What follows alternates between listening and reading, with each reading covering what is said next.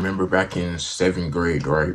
You know, everybody, the main, if you're a dude, right? The main thing about being in a friend group with all the guys is who can get the most girls. You know, who can actually talk to girls and stuff like that. Especially when you're younger, because in that stage you're learning how to be around that environment, how to actually talk to girls, for example, right? So remember back in 7th grade, I would always be the main dude being made fun of, right? Because like, man, yo, you can't get girls this, you're too skinny, you know what I'm saying? You don't know. Plus, I had an accent. My accent was still kind of there, right? My accent was way more like it was lessening, right? Like if my accent was going away, but at the same time, right? You know, you're scared. You're scared. Now imagine that with a you have a bald cut. Every black dude knows that back in like this was like 2019. If you have a bald cut, bro, you're cooked and you don't look good with it. I have a weird shaped head.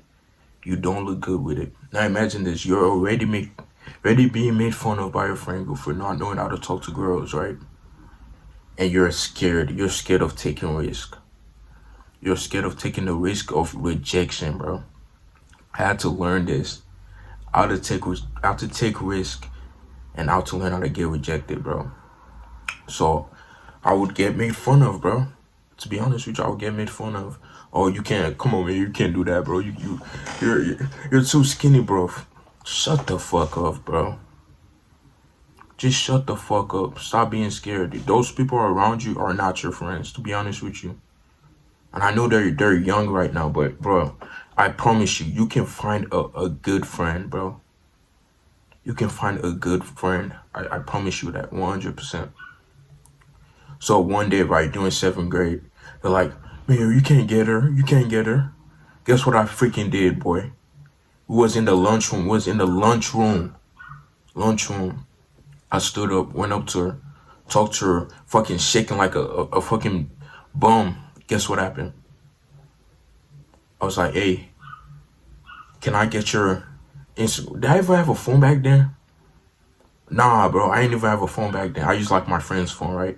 I was like, hey, can I get your Instagram? Because I was so daring, I still got rejected. You probably thought I was gonna be like, hey, yeah, I got her number and stuff. I got her, like, I was actually successful. No, that isn't what happened. That is not what happened, right? Hold on. That's not at all what happened. But here's what I learned from that.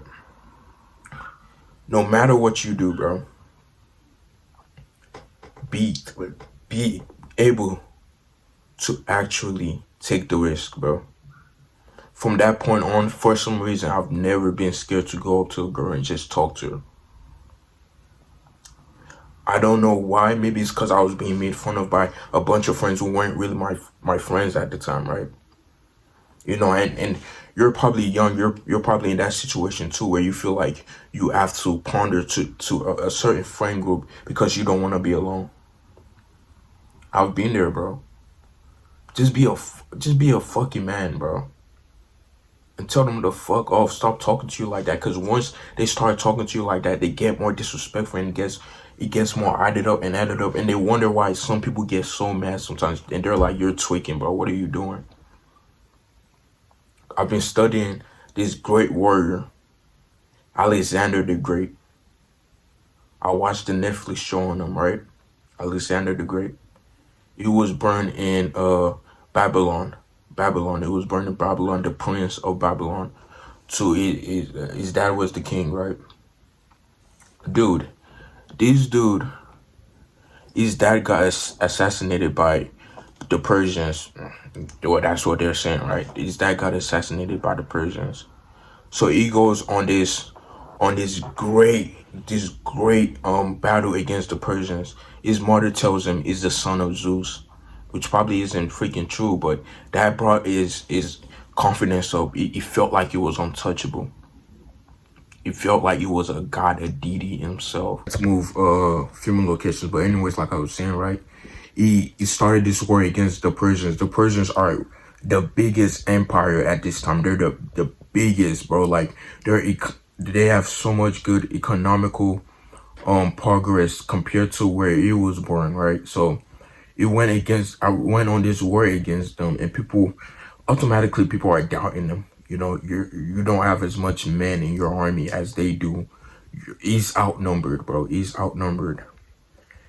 This dude is so insane in the head, and he truly believes, and it takes so much risk, bro.